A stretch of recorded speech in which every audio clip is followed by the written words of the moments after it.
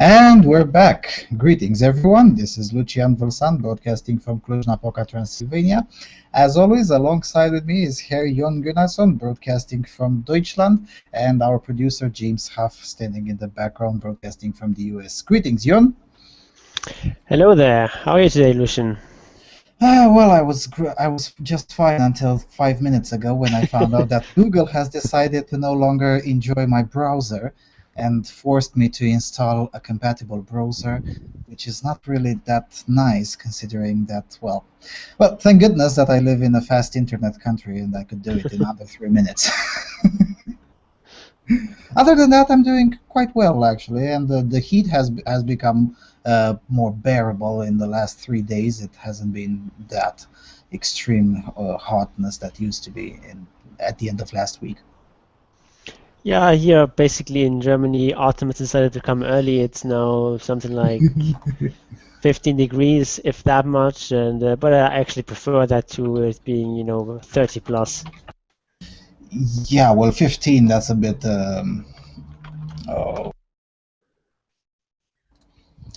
cold for this period, really.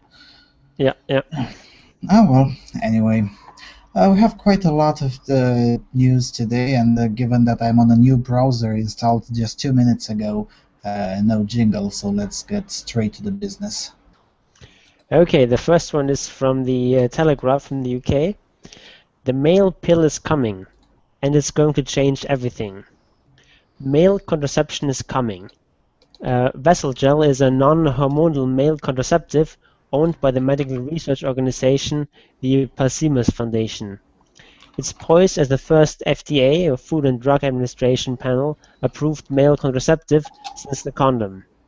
What's more, it's estimated to hit the US market around 2018 to 2020 and could change the way we view contraception forever. It's easy too. One injection would last for years. Research tells us that at least half of men would use it. We'll know for sure its length of efficacy and whether it's fully reversible after the medical trials, which begin in 2016.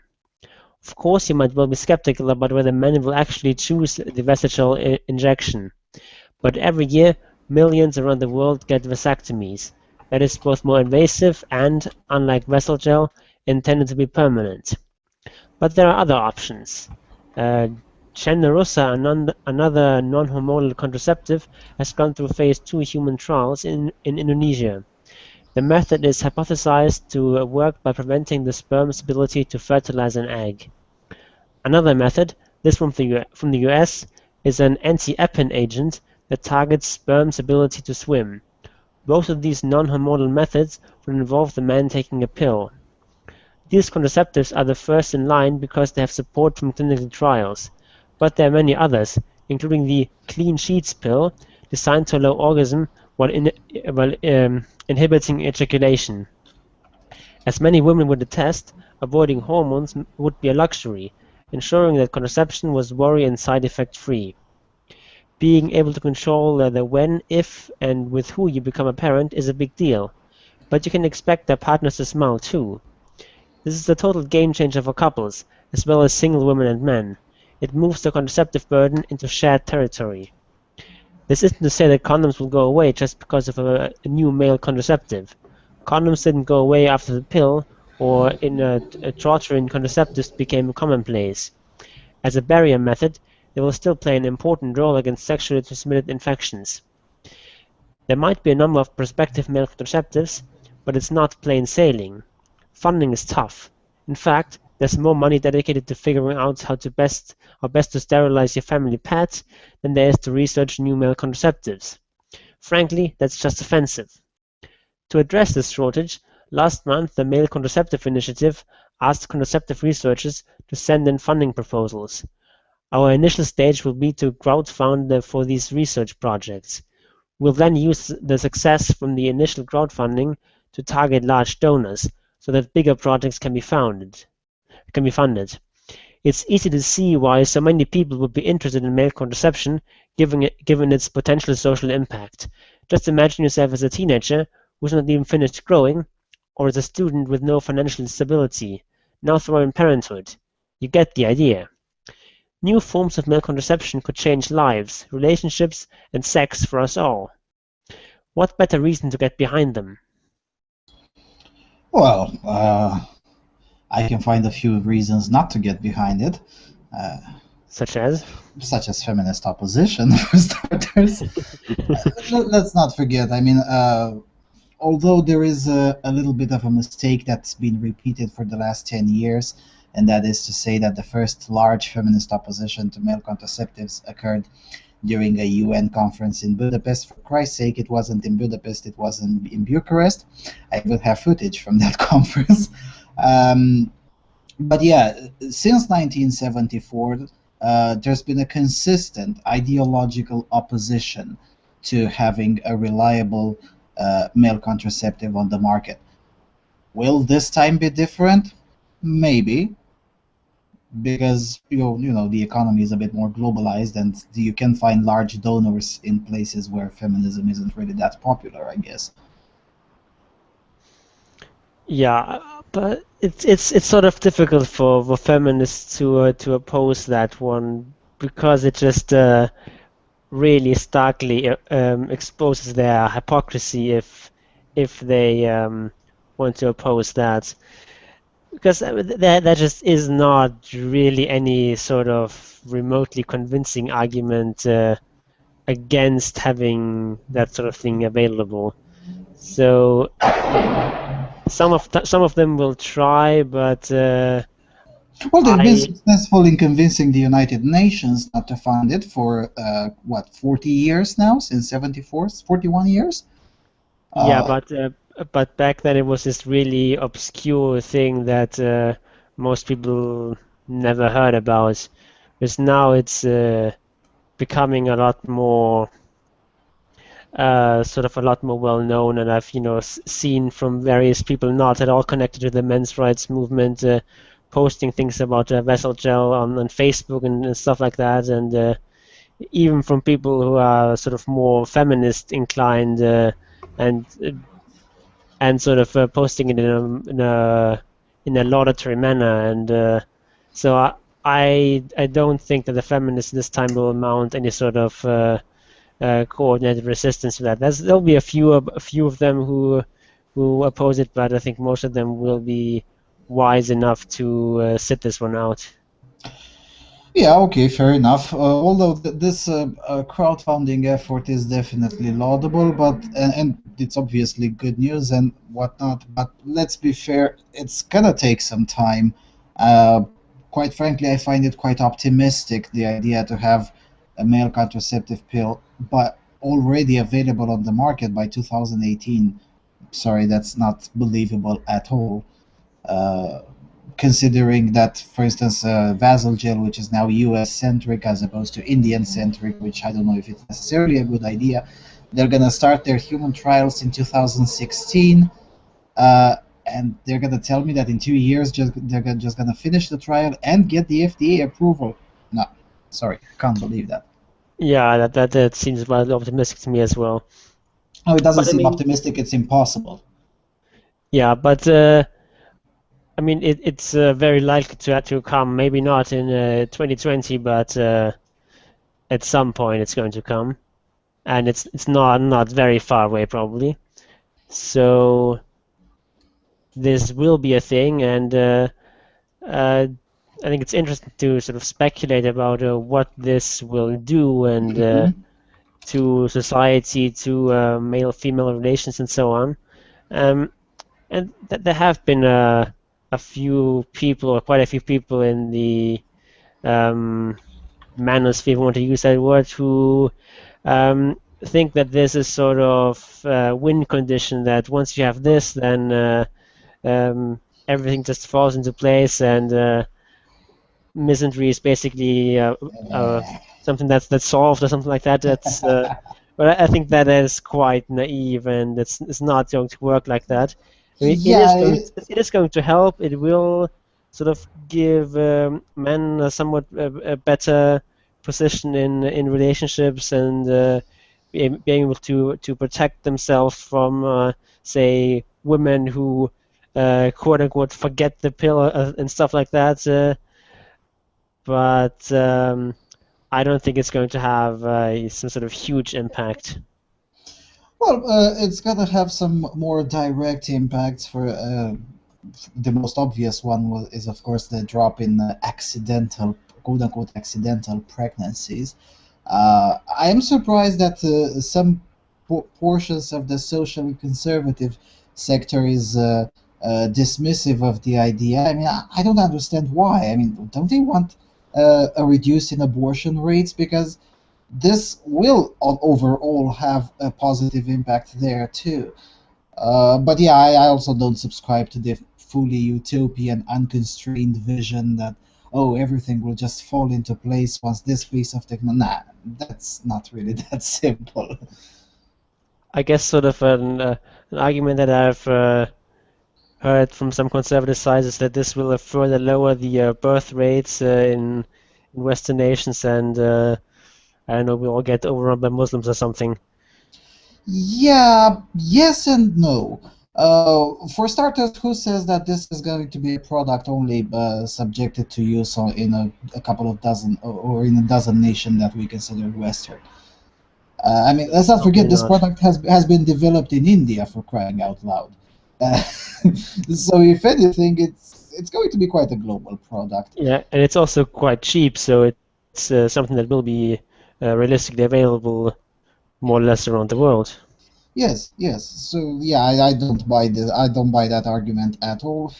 Yeah, sure. And also consider this: we in Europe have this demographic problem because we have a welfare state.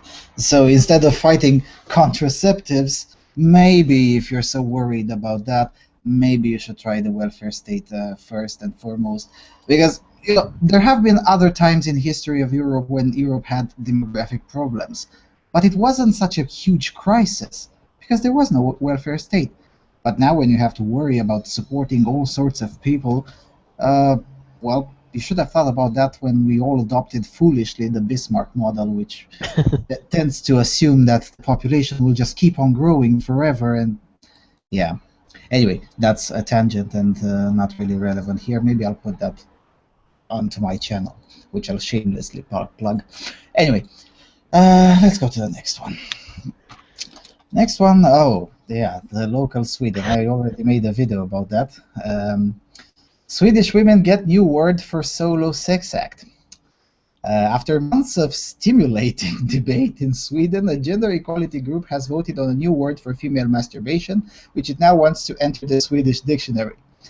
Members of RFSU, which is Riksförbundet för sexuell upplysning, which does not mean a Swedish Association for Sexuality Equality, but Swedish Association for Sexual Education. I would expect the local Sweden to have actual Swedish speakers in their newsroom. But anyway, RFSU selected klitra from a short list of words put together after launching a national competition last year. The group said it wanted to encourage a single nationally recognized word for the activity after noting the absence of such a term in Swedish. While there are numerous words that directly refer to men having solo sex. It later published a short list of 40 words for the public to vote on, which klitra proving the most successful, and Pylla and Runka the next popular alternatives. Historically, women's sexuality, and not least female masturbation, has been a taboo, the RFSU said in a statement, and it goes on and on and on like that for a few more paragraphs.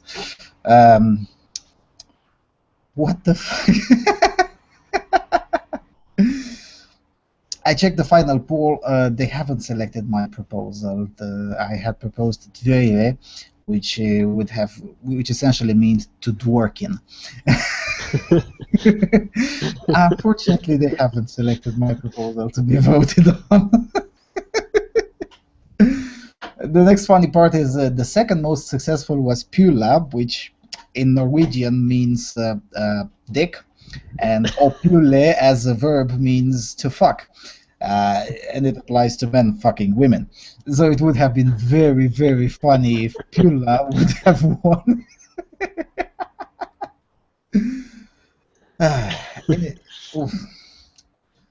In all seriousness, this just gonna prove this just brings more of a if Tumblr was a country, Sweden would have been just the perfect place. Yeah, it's And the National Republic of Tumblr or something. But the kingdom, please, the kingdom. Kingdom, sorry. Or maybe king or queendom. Queendom. But on a serious note, I don't think this is going to have much of an impact. Because I mean, there have been many cases in the past where some sort of organization is trying to come up with a new word that it wants everyone to use and hold some sort of contest. And most of the time, that word is just quietly forgotten. So I expect that will most likely happen here too. But of course, I could be wrong. It's not like Unless it they always happens get that way. Yeah, unless they get it into the dictionary, and once they get it into the dictionary, then all the academia and the press and whatnot will quietly submit to the new edict, the, and then it can go on from there. Because let's not forget, some of the media avoids the word hen, and they always motivate, well, it's not in the dictionary, it's not like we have to use it. Uh, so this time they were smarter, and they already organized lobbying nearby the Swedish Academy to introduce it into the dictionary. I think it's just stupid. The word runka has been used for this purpose for both sexes for hundreds of years. It served the Swedish language quite well. Everyone knows what the hell it means. Why just bother? It seems like a total waste of resources, of time first and foremost, and of money. I mean, electricity had to be paid for the servers hosting the call for no reason whatsoever. I mean, come on. The thing is that language evolves organically, and you don't need some sort of organization to hold a contest of some word or something. If if there really is a demand for that word, then you can just invent it, and then if other people also like that word, then they can also use the word klitra or whatever, and then it enters the world. It enters the dictionary eventually when lots of people are using that word, and that's the way new words are formed. And I don't see why we have to have some sort of national vote on what this new word is going to be or something like that. If there's a Yeah, demand, it will be created, and if it hasn't been created yet, then that probably means there's not a lot of demand for a word specifically for female masturbation. again, there is already at least one, and it's rarely used, and most people just use runka, so the market has already spoken on that. And yes, you're absolutely correct. Languages tend to evolve naturally, organically, whatever, and slowly. The evolution is usually dictated by most of the speakers, and not by some elite that dictates top down some new meanings or some new words. I was just in that note, I was going through a curses dictionary edited in 1988 when Ceausescu was still around, and for some of the concepts there was usually one or two alternative in 1988, whilst the last version, edited in 2010, has for the same concept something like 25 ways of mentioning it. So the language has evolved quite a lot in here. Same goes for Sweden. I mean, if you're looking for a text written in Swedish, even by the most progressive, high avant-gardist Swedes in the 60s, it still looks quite simplistic if you compare with modern Swedish. Why not just follow that model as opposed to lobbying the Swedish Academy and put it into the dictionary? They're going to put it into the dictionary anyway if you create the reasonable usage of it. Yeah, it just seems like a rather pointless thing, and it's just silly. Yeah, it Let's is. move on. Yeah, let's move on. Next one, also from Sweden. Sweden announces first center for raped men. A hospital in Stockholm is set to become the first in the country with an emergency department specifically for male rape victims. The clinic of Södersjukhuset is scheduled to open this autumn. Söderstug, he said, already has the largest emergency care unit in the Nordic region and runs an around-the-clock walk-in clinic for women and girls who have been sexually assaulted in the city, treating between 600 and 700 patients a year. On Wednesday, the hospital announced that from mid-October, it would also admit men and boys as part of a strategy to ensure gender-equal emergency for care for rape victims of both sexes. In 2014, some 370 cases of sexual assault on men and boys were reported across Sweden, according to the Swedish National Council for Crime Prevention, although experts believe that the actual figure is much higher. Quote, the general perception is that men cannot be raped, Lotte Hellström, a senior physician at the hospital, told Sveriges Radio, adding that male victims can suffer even more than women. In studies, the health effects are shown to be greater for men, both in terms of physical health and mental health. There is a greater risk of a rape man getting post-traumatic stress disorder, she said, adding that the subject of male rape remained extremely taboo. Hellström explained that men were much more likely to be raped by other men than by women and said that the experience could lead to sexual identity problems in the future. Sweden has the highest rape rate in Europe, a statistic that gained global prominence in 2010 when WikiLeaks founder Julian Assange was first accused of sex crimes in the Nordic nation, allegations which he still strongly denies. It's worth noting that the country records allegations in a different way to most other countries, tracking each case of sexual violence separately. So, for example, if someone says they were raped by a partner every day for a fortnight, officers will record 14 potential crimes. Elsewhere, many countries would log the claim as a single incident. The article goes a bit further than that. For starters, kudos to the local for putting that at least half of the truth in there. That is to say, this is one of the reasons why Sweden appears to be more dangerous than other places, the fact that they track allegations differently. Another aspect is that they usually take, for instance, unresolved cases as fact, which also tends to distort the numbers. But it's also funny that the Assange case is mentioned, but not Lotte Hellström's involvement in forging papers related exactly to that case. Because this is what keeps me from seeing this as an entirely good news. I mean, as far as I investigated and I tried really hard, it seems that this initiative could indeed be legit. However, the woman behind it, Mrs. Lotte Hellström, is quite a dubious individual for me to trust entirely. In what way is she dubious? Well, for starters, there's an increasing amount of evidence that she essentially forged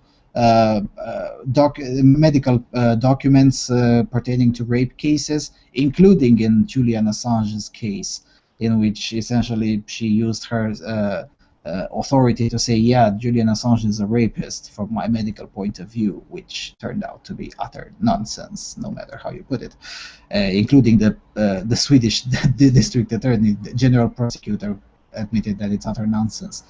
And it's not the first time when this individual, Lotte Hellström, did that.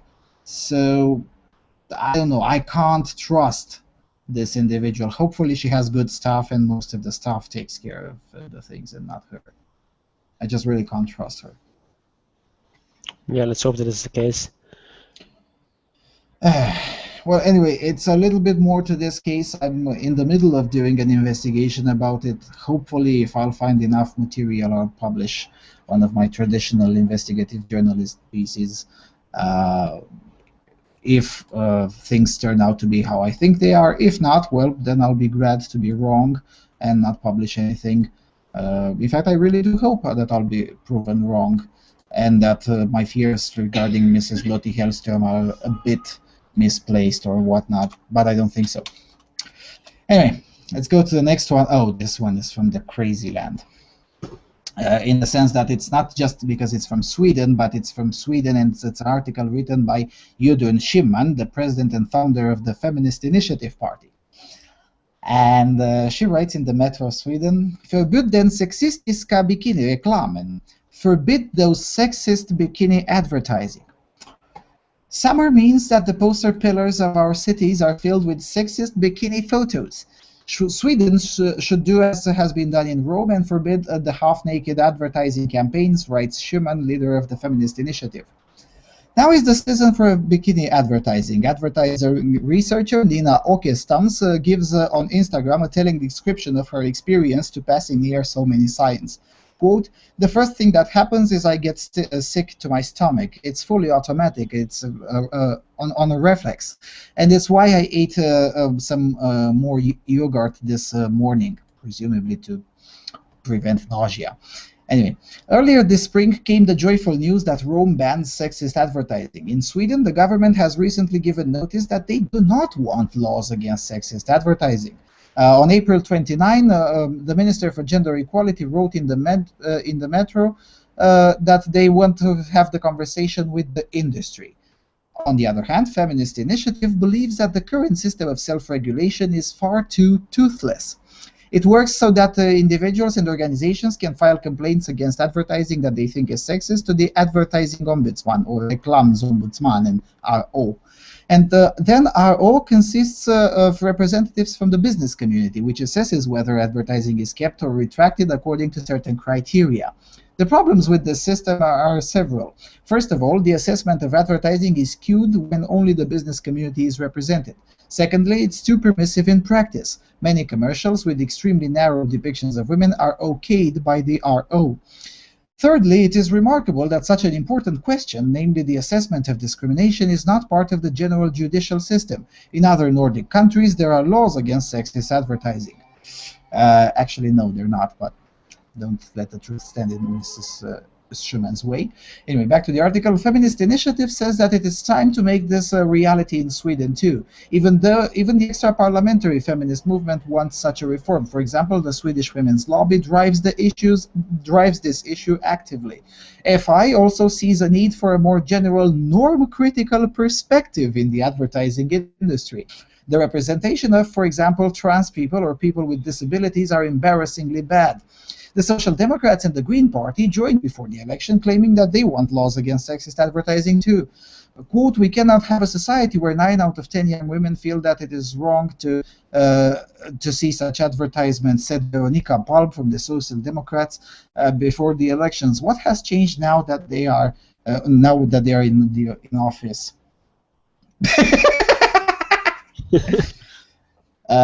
Yeah. For starters, no. The other Nordic countries don't have laws against sexist advertising. Just a walk by through Copenhagen or Copenhagen can prove that quite conclusively. Norway used to have, indeed. They no longer have because they've come to their senses. In fact, except for the city of Rome, not even the entire nation of Italy, there are quite a few places where there are such regulations in place. And isn't it interesting that the communists, because let's face it, Gudrun Schyman was for many years the president of the Communist Party in Sweden, and she is a communist. She doesn't hide it in any way, shape, or form. It's interesting that the atheist communist Gudrun Schyman wants to adopt the same regulation adopted by the fundamentalist Catholic mayor of Rome, Franco Frattini, who at one moment greeted a crowd with a fascist salute. Google the incident. It happened something like in 2008, 2009-ish. No joke. I'm not joking at all. It's a true story. It was reported in the Romanian media. I don't know if it was reported in English too, but you'll find it definitely. Someone had to have picked it in English too. So it's very interesting to see a Marxist, atheist, communist, feminist like Gudrun Schyman advocating, let's take something from that fundamentalist Catholic fascist from there because it's empowering and sounds fabulous. Jesus fuck, what's wrong with these people? Well, I mean, I don't really think that's a very strong counter-argument just because No, I didn't put it as a counter-argument, just as a funny coincidence. I agree with you that it's not a strong argument. I mean, you can fundamentally disagree with someone on a lot of points, but still agree in some particulars. Like, I'm sure that Hitler believed that 2 + 2 make 4. It doesn't mean you have to say it's 5. Yeah, but yeah, I agree with you. It is a weak argument. What I was trying to say that it's very interesting that. On one hand, you have, I mean, for entirely different reasons, totalitarians tend to meet each other in quite a lot of common points. let's ban this. And sure, the reasons may differ, but the effect on the common folk, who are neither uh, fascists or communists, the effect on them is identical. And I would dare to argue that it's counterproductive. Also, who gets to decide what's sexist advertising? Because that's always the case. It's always the main question. Who gets to decide? Who should have the power to decide what's okay to say and what's not okay to say? And then who checks the one who decides, and so on. Yeah, that's the whole question of who guards the guardians, which is not really satisfactorily resolvable, really. But I think that when people propose laws like these, they always somehow imagine that they will be the ones who make the rules, who will decide what is appropriate and what is not appropriate, and it just often it just never seems to even occur to them that laws like that might also be used to ban things that they like, or Yep. that they would not want to be banned. And I think a lot of the reasons why we have so many regulations and laws and so on banning all sorts of things is that a lot of people just believe what would be the ideal system, what would I ban, and then let's give people the power to ban that, without really realizing that often these things will be used to ban things that you approve of, actually. Mm-hmm. Yeah, every single ban of this type eventually turns against the original banner. And we can already see in some corners of the world where feminists are now eating each other, essentially. Because that's what happens when you eventually get to have full control. At one moment, especially when you're driven by a perpetual revolution, a type of ideology, you're eventually going to find things transgressive that are coming at first from your perspective. And then other feminists are now horrified that their own are now seeking to ban them, and so on. And it creates a total clusterfuck, and an unreasonable clusterfuck. Also, this point of, oh, but there is a horrible, embarrassingly bad representation of trans people and people with disabilities in the advertising industry. Yeah, because we all want to see a bikini advertising with a trans nigger racial, what's that, midget with the 300 kilograms. We all want to see that. Come on, what the fuck is this? This is just absolutely insane.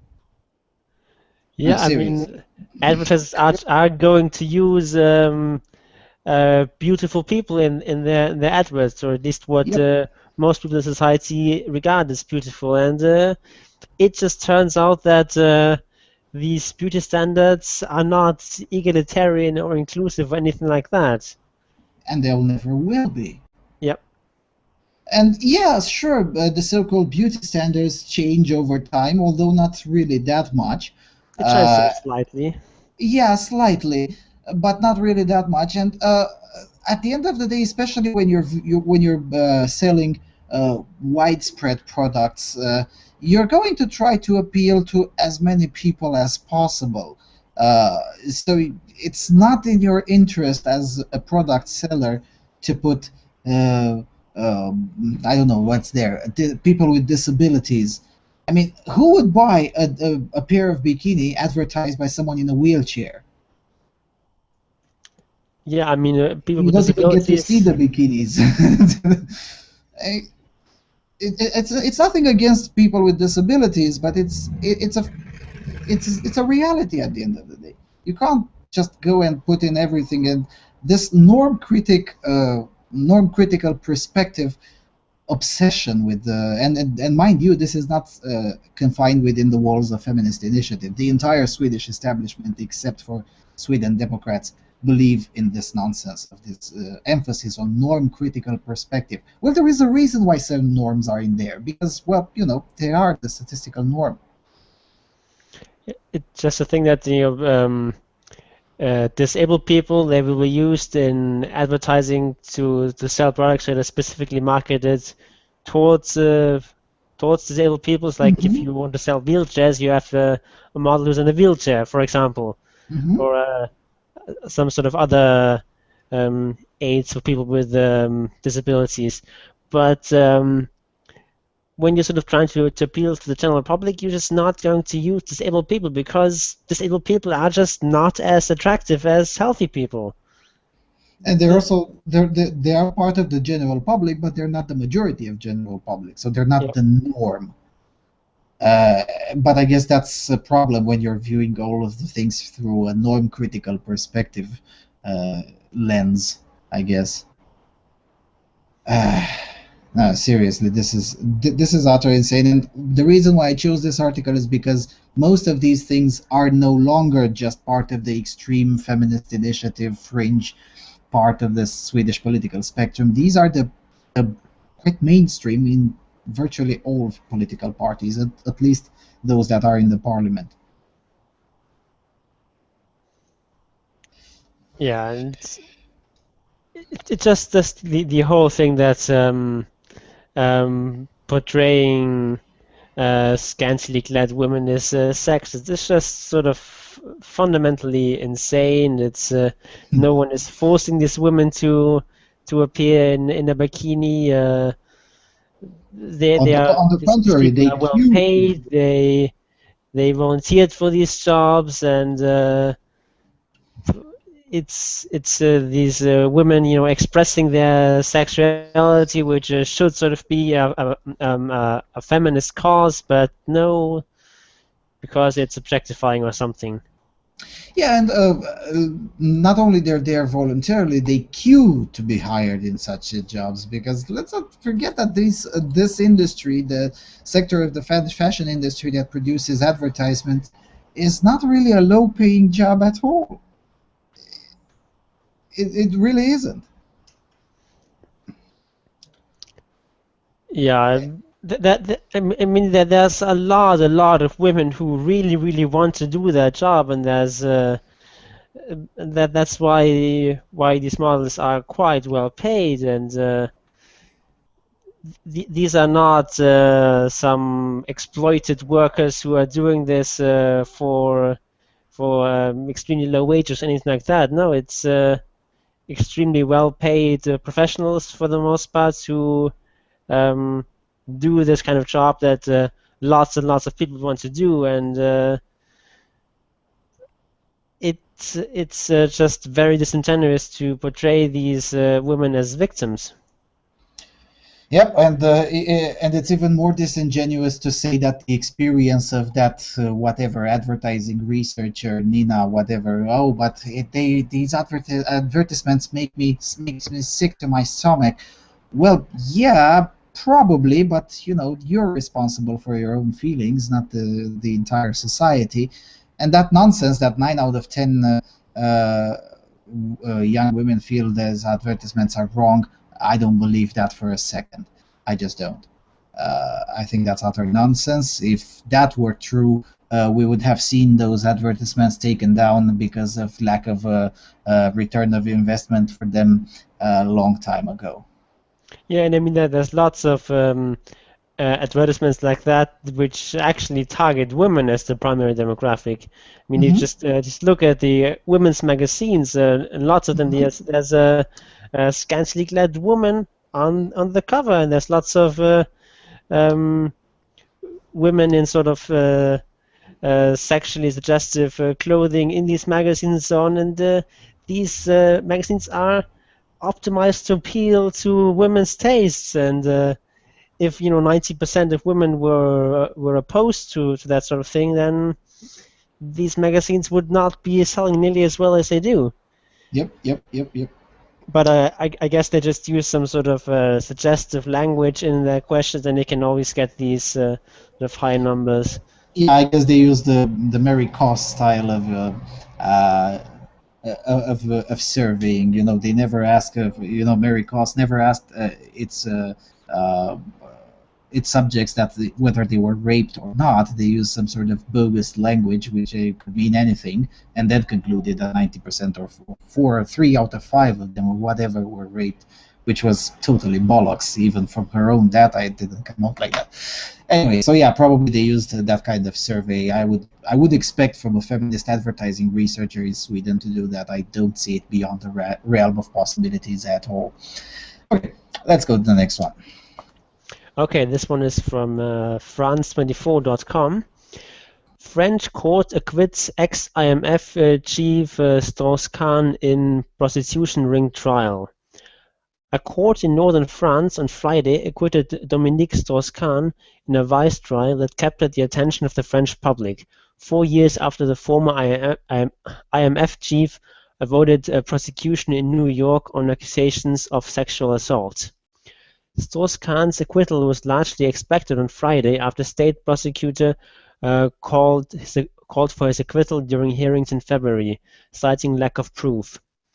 The former Socialist Party politician, who was once tipped to become France's president, stood accused in his home country of instigating sex parties with prostitutes and risked a 10-year jail sentence. More specifically, Strauss-Kahn was slapped with charges of aggravated pimping, in that he was aware that the women who attended orgies with him between 2009 and 2011 were prostitutes. This would constitute organizing the activities of sex workers, which is a crime in France, while frequenting prostitutes is not. Quote, he cannot be attributed the role of instigator, Judge Bernard Lemaire said when reading out a verdict in the presence of Strauss-Kahn and 13 other defendants. The judge ruled that there was absolutely no proof that Dominique Strauss-Kahn even knew that the girls taking part of 8 evenings that were in question were prostitutes, said France 24's correspondent Yves Irvine from outside the courtroom in the northern city of Lille, where the trial was held. They said there was no proof that he paid for these services, added Irvine. So this, I guess, is what we expected? Yeah, I've said 3 years ago that the guy is essentially either framed or just plain the victim of a false allegation. It made sense. A while ago, I think a few months ago, he was also acquitted on the attempted rape charge because that was nonsense as well, and it was obvious that it was nonsense when you looked at the description of the alleged victim. Then you looked at the victim, then you looked at this alleged perpetrator, and you would see that it's not possible. I mean, if Muhammad Ali in his best years would charge me of beating him and trying to rape him, would you believe him? No, you wouldn't, because you would look at me and say, this guy can't beat you at all. Never. It's just not going to happen. Same goes in here. His victim was 30 kilograms heavier than him, 30 centimeters taller than him, made professional sports in her country before coming to the US.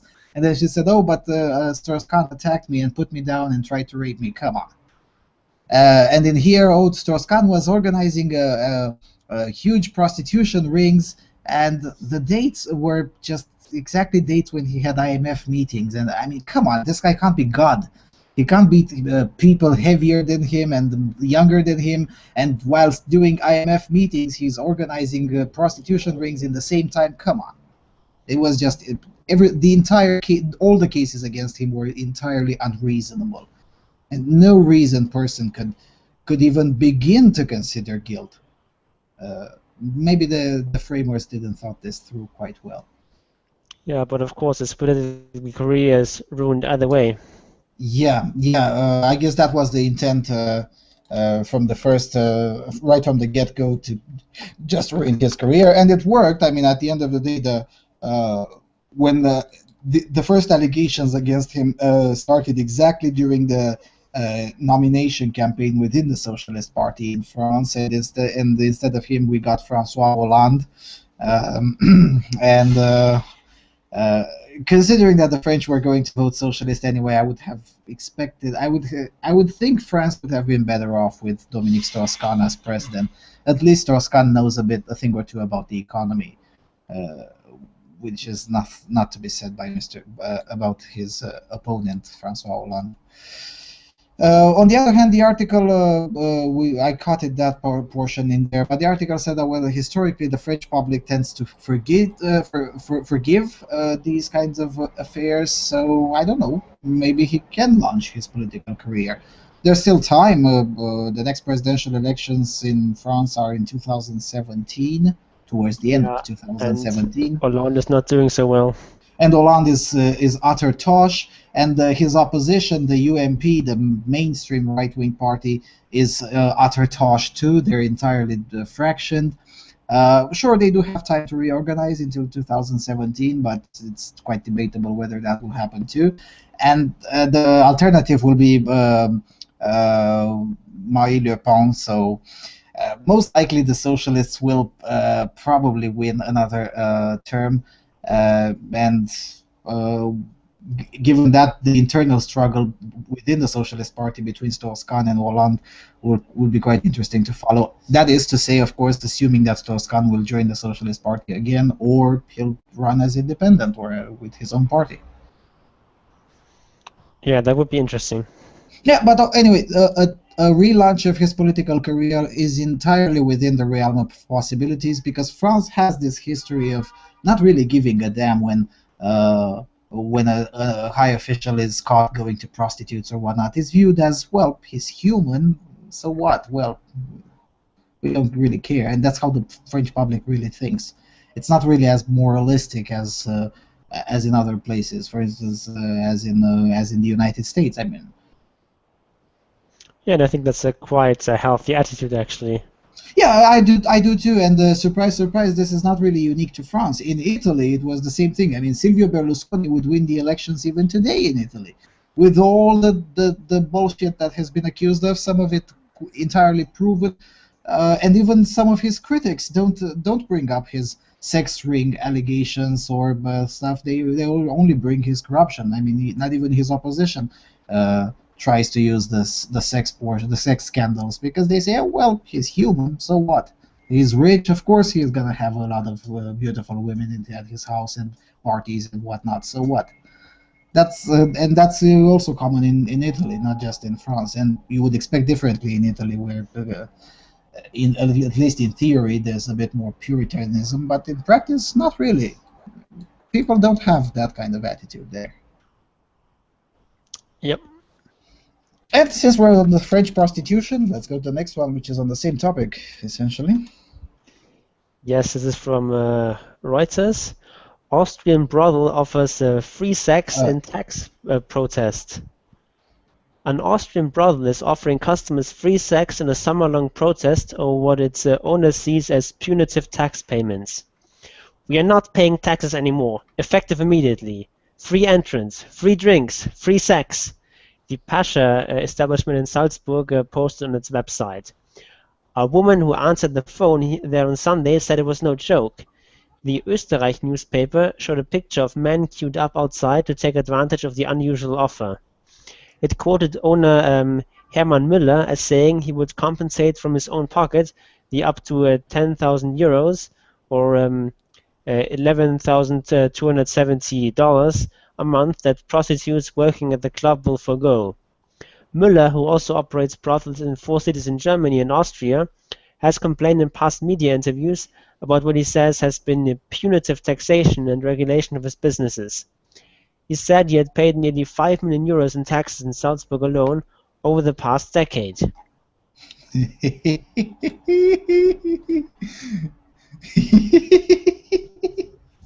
Yeah. The reason why I was surprised is because you jumped on one. It was also before that. It was the France lower house bill. But anyway, if you moved on this one. Oh, sorry. Not a problem. Yeah. I introduced this one because I wanted to introduce this talk about what happens when prostitution is legal. What are the problems that can occur then? Because I'm presuming that, I mean, looking at the demographics, most people that listen to us are either from Southern Europe or from the United States. That is places where traditionally prostitution wasn't really legal. So And to be fair, most of the modern countries now don't have a long tradition of legal prostitution, of course, except Netherlands. But Netherlands is a special case uh, in many instances. Uh, I'm surprised that the guy wasn't sued first and foremost for gender discrimination. I see that's quite popular in Austria. And he only hires women, so I'm surprised that he hasn't yet been sued at the Equality Commission. I don't know. I don't remember the name Yeah, of the institution. for jobs like that, there are exceptions where it really sort of fundamentally and obviously matters what sex the person you're hiring is. Well, that's a So very backward, unprogressive view from you. I mean, it doesn't really matter. Uh, if the individual says he's a woman, then he is. yeah, I guess it's just because Austria is a sort of conservative, Catholic, and backwards country, so of course they still have those kinds of attitudes. Yeah, Hardly surprising. such unprogressive from the Austrians. Now, in a more serious manner, 5 million euros in the past decade, that's 500,000 euros per year. That's a crap ton of money.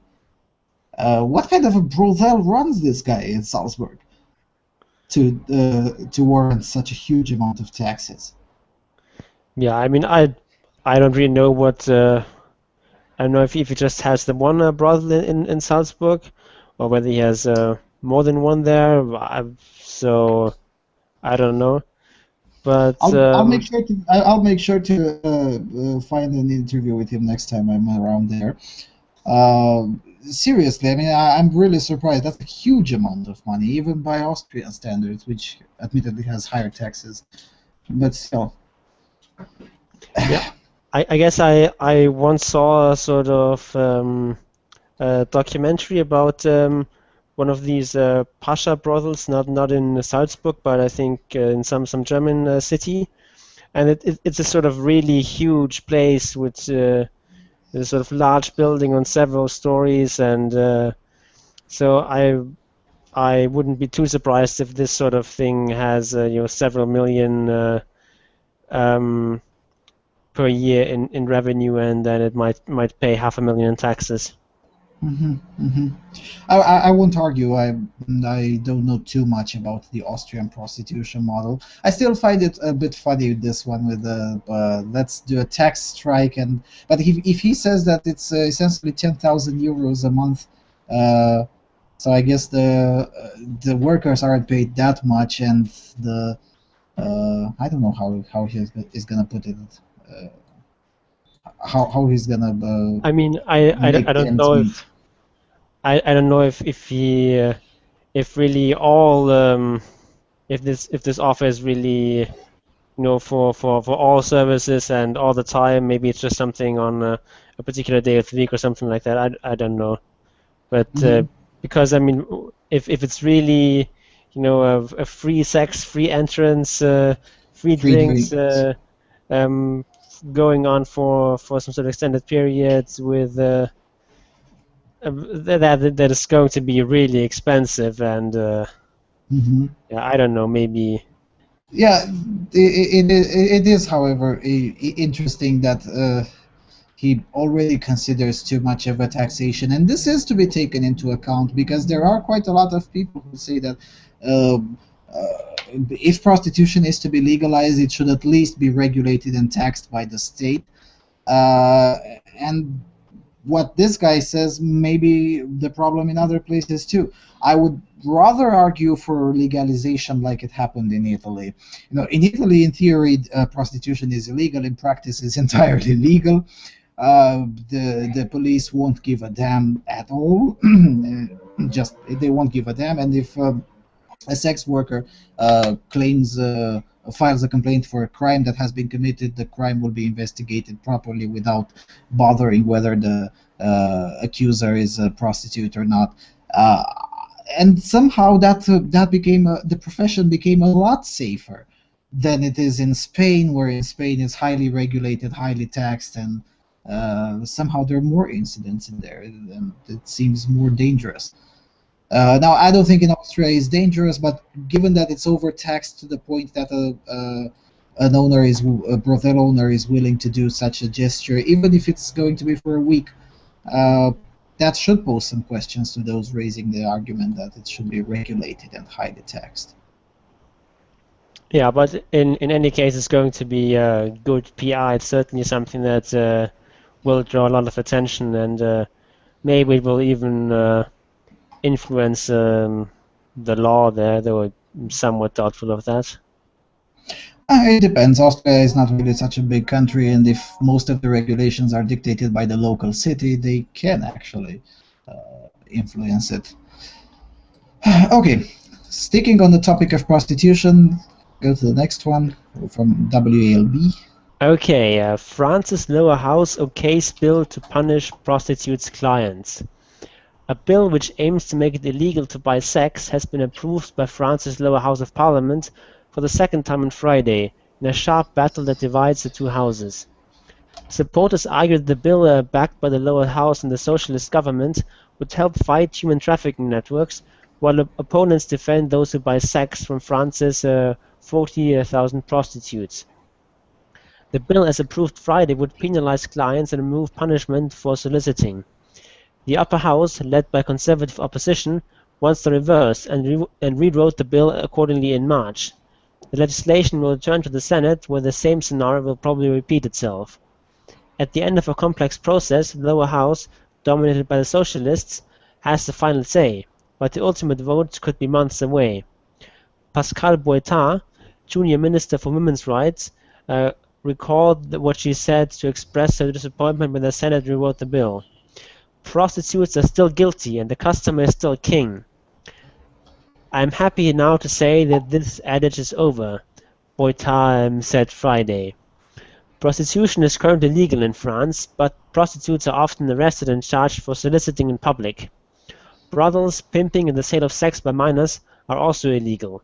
The bill approved by the lower house aims to introduce a €1,500 fine for buyers and decriminalize soliciting.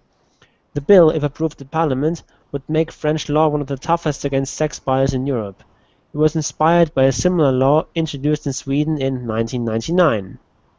There we have it again, the Swedish model. There we have it again, Swedish progress now hitting France. Do I need to say again that this is utter idiotic? And also this portion that soliciting in public is illegal. Well, yeah, this kind of thing has been applied, has been enforced quite some time now in Switzerland too. And essentially brothels became a little bit more professional. Same is true in Denmark. Once the soliciting in public has been, at least in theory, made illegal, because, well, we all know in practice it's not really that harshly enforced. But by re-legalizing soliciting in public and punishing the buyers, this seems like, I can't believe that it's been 16 years since Sweden introduced this stupidity, and it's still not enough people to see how stupid, how backwards this framework of non-thinking really is. Yeah, it's sort of kind of right on the lines of these kinds of laws where some sort of taxes or how do you call it, sort of contributions for healthcare and so on are contributed half by the employer and half by the employee, and therefore the thinking is that the employee only pays half the tax. Of course, he actually pays all of it. It's just basically an accounting fiction, more or less. Not more or less. It's exactly what it is. It's an accounting fiction. And an accounting fiction that's very bizarre, because it makes the employees unaware of how much exactly they cost the employer and how much more they could earn if they would just scrap this stupidity entirely. I guess that's one of the advantages from a certain point of view. Also, another advantage is that just some people are just too dumb to grasp this basic concept, and they think, yeah, I have to pay less, great, and let's stick it to those capitalist pigs. Fair enough. But yeah, back to this actual article, it actually says here that brothels are currently illegal in France. So this is some sort of really weird way of having prostitution be legal. So it's legal, but you can't solicit, you can't run a brothel, and I don't know. I guess you could advertise on the internet, on the, I don't know, yellow pages or something, Yellow and pages. but this is a sort of very limited kind of legality where it will be quite difficult to find customers and so on. Yeah, well, the internet is the great equalizer on this one. On one hand, on the other hand, it's this. I mean, this debate framed in this article is the kind of debate where I want to knock the heads of both sides. The socialist side is utter nuts with the Swedish model in their mouths and not grasping basic reality, and the so-called conservatives, because they're not conservatives, they're not even called themselves conservatives, they wouldn't dare to call themselves conservatives, the UMP, which dominates the Senate, they they have the oppositely but equally insane idea that well, it should stay as it is now, but that somehow it's good. But seriously, it just doesn't make any sense to me. The entire debate seems insane. Yeah, why don't we just legalize it, and where's the problem? It's just a transaction, someone pays for a service, both parties presumably gain, and no one is really hurt, and where's the problem? Yeah, but and again, I was listening recently a discussion between two hardcore conservatives, the traditionalists, on YouTube. I think it was on PJ Media, who both of them eventually had to agree that at the end of the day, it's not the business of the government to regulate what people sell or what they sell when it comes to their own bodies. I mean, people own their own bodies, so it's their property, and it's therefore their unalienable right to dispose of their property however they see fit, regardless of whether we agree with it or not. And remind you, these two are, it was Andrew Clavin and Bill Whittle, these two are very conservative, traditionalist type of people. I mean, they spend 10 minutes spouting vitriol at the idea of prostitution, and they say, well, but it should be legal at the end of the day. And if those people can grasp it, why can't the so-called progressive liberal ideologues can't grasp these concepts? Yeah, I think that is a very admirable quality to be able to see that even if you personally oppose something and believe it to be immoral and so on, that you still sort of allow for the fact that other people disagree with it, and that you don't ban it if it doesn't in some way seriously hurt third parties, which in the case of prostitution it doesn't. Mm-hmm. Mm-hmm. Yeah, it's very interesting how our progressives just can't fathom these aspects, and the progressives in France are a very, very bizarre lot. Yeah. Anyway, let's go to the next one, coming from the Telegraph. It's a very long article. I tried to shorten it as much as possible.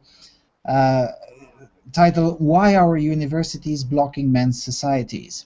A male Durham University student who was so moved by the suicide of a close friend that he felt compelled to start a society for other men who may need support, only to find it blocked by the student union this week for being too controversial. When Adam Frost, a third-year Italian and French student, proposed the Durham University Male Human Rights Society, he was ridiculed on campus with remarks such as, "Isn't this a bit like starting a society for white people's rights?"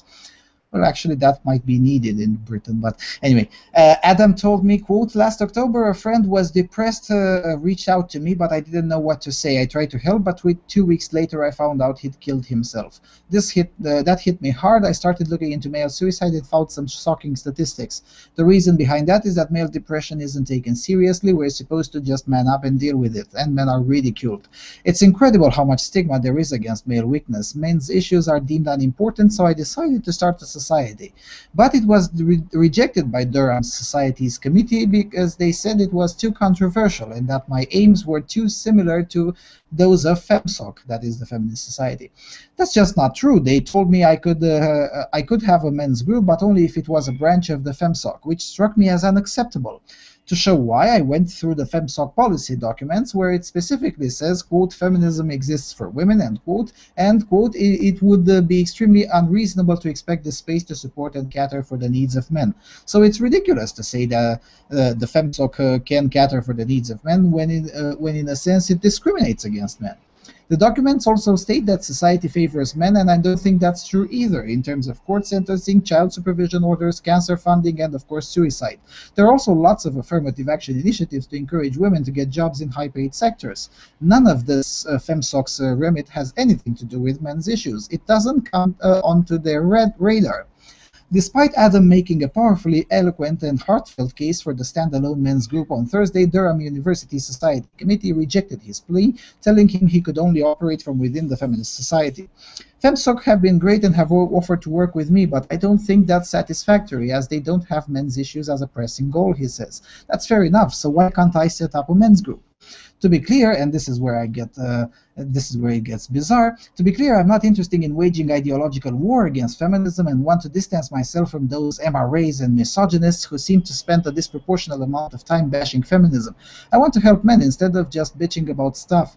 Now I'm left with the choice of setting up a society outside of the student union, but I won't get any funding. We'll have to pay for rooms and won't be able to book speakers without approval. It would just be a guys in a cafe. It makes me incredibly disappointed in the system, and it reinforces the idea that society doesn't care about men's issues. Jumping a bit more, do we really live in a world where not offending university feminist societies is deemed more important than helping men in need?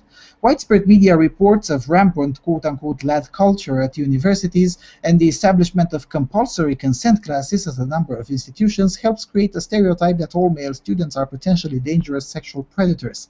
Banning or hamstringing societies that would encourage men to speak up on serious issues further adds to the growing perceptions that universities are becoming unwelcoming spaces for young men. This itself is an important issue that male students at our universities should be talking about, and they shouldn't have to ask permission from their local FemSoc first.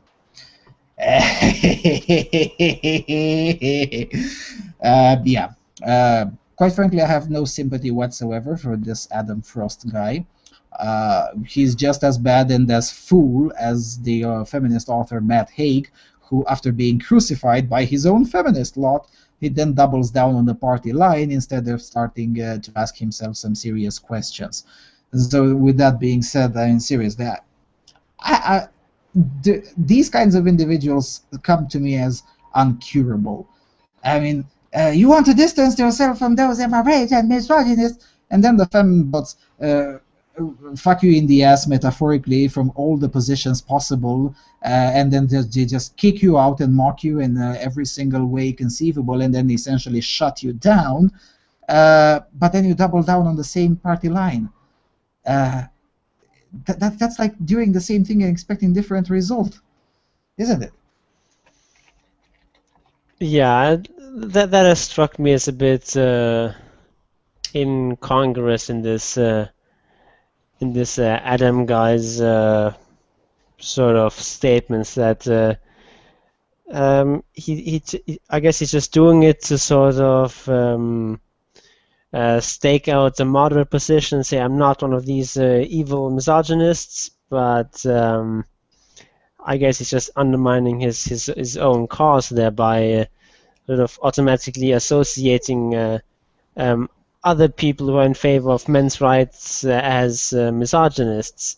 And he doesn't outright say that MRAs are misogynists, but he's sort of saying distancing himself from MRAs and misogynists. It sort of suggests that they are more or less the same, and doing that kind of undermines his cause.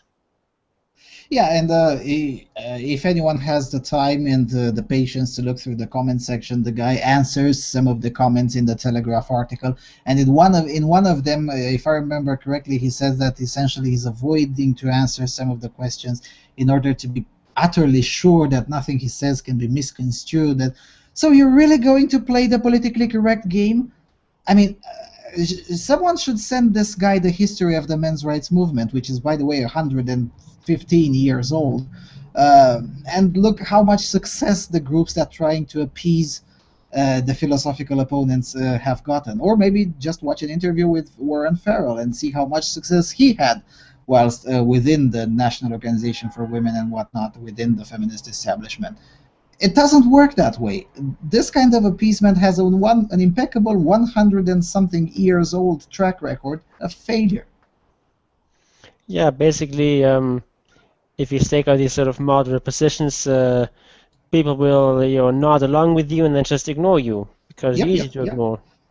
And maybe they will pat you on the head and say that eventually we're going to get around to some of your issues, but that day just never comes. Yep. That's why I think that between this Adam Frost guy and the feminist author Beth Haig, I really don't see any difference.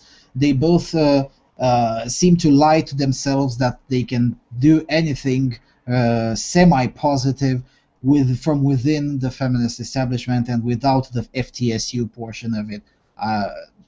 How many more hundreds of years need to pass until individuals get through their tiny heads that that's a failing strategy? Yeah. Also find it really, totally unrelated note, really funny that they're calling this feminist society as FemSoc, as Min Jin in the comment section points out that it reminds him very much of IngSoc from 1984. It's also exactly what I thought when I heard that first. That's, I guess, an interesting parallel. Yeah, I presume everyone thought about it as Ing. So I mean, there are quite a few comments within the Telegraph section also calling it which branch of IngSoc does FemSoc belong to, and things like that. On the other hand, this kind of naming student societies isn't really quite new. For instance, one of the oldest student society still around in some universities is called Tory Soc, which is the Society of the Conservative Party. So I guess it's, yeah, but it's still an unfortunate unfortunate for the feminists, unfortunate coincidence.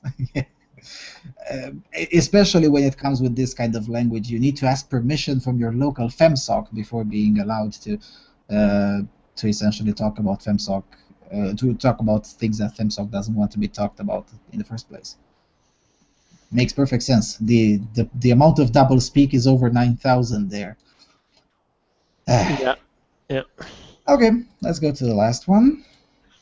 Okay, this one is from Austria, from Die Presse. Few women in pupil representation. Even though there are more female and male pupils in high schools and trade schools, there are fewer women than men in the pupil representation. And the higher up you go, the lower the female proportion gets. This was revealed by a study done by the Aktion Kritische Schülerinnen, which is, I guess, not exactly sure how to pronounce it or how to translate it. Some sort of organization for critical pupils of both sexes, I guess. With the, it's essentially Norm Critic Association, the Swedish, the Austrian equivalent of the Norm Critic Collective in Sweden. I'll bet you that's the case. Anyway, go ahead. So by the Aktion Kritische Schülerinnen, supported by the SPÖ, which is the Social Democrat Party. For this survey, 215 schools were analyzed. It already starts with who stands for class representative elections. Even though 55% of students in those schools are women, only 44% of candidates are female. Among school representatives, the number is down to 39%, but their deputies are slightly more likely to be female, 47 and 48% respectively. Especially stark is the ratio among the federal pupil representation, which is voted on by the school representatives and their deputies, and which consists of representatives of each type of school and each Bundesland. Only 6 out of 28 positions are held by women. That's roughly 21%. In the last 10 years, the federal speaker has been a woman only 3 times. The current speaker is Lukas Feimann of the Schülerunion, which is connected to the ÖVP, which is the Conservative Party. In autumn, the election for the new year is to be held. For the red school representatives, these results show that the glass ceiling already exists with pupil representation. I guess red just refers to the Social Democrats here. There was a greater inhibition threshold for women to apply to these positions, they say. The RKS blames the learned behavior, a lack of role models, and the fact that women are assumed to be less competent for this disparity. According to the RKS, the list in which persons are nominated should have to contain at least 50% women. Moreover, they demand a greater application of reflected co-education. That would, among other things, mean that classes could in some cases be segregated by gender. So, we have yet another demand for... that would mean that classes could be segregated? Well, they do that in Pakistan. It works fabulously. Yeah, what the fuck is... What? I mean, seriously? And... they don't whine about the results, they whine about not enough candidates. Well, maybe they don't want to run. Have you considered that? But that's unacceptable. That's treason to the sisterhood. And for crying out loud, it's pupil representation. Are you seriously going to hand down the feminist banhammer there? Have you considered that many pupils, boys and girls alike, just don't give a flying tosh about it to begin with? And maybe, just maybe, more girls than boys just don't give a flying tosh about it.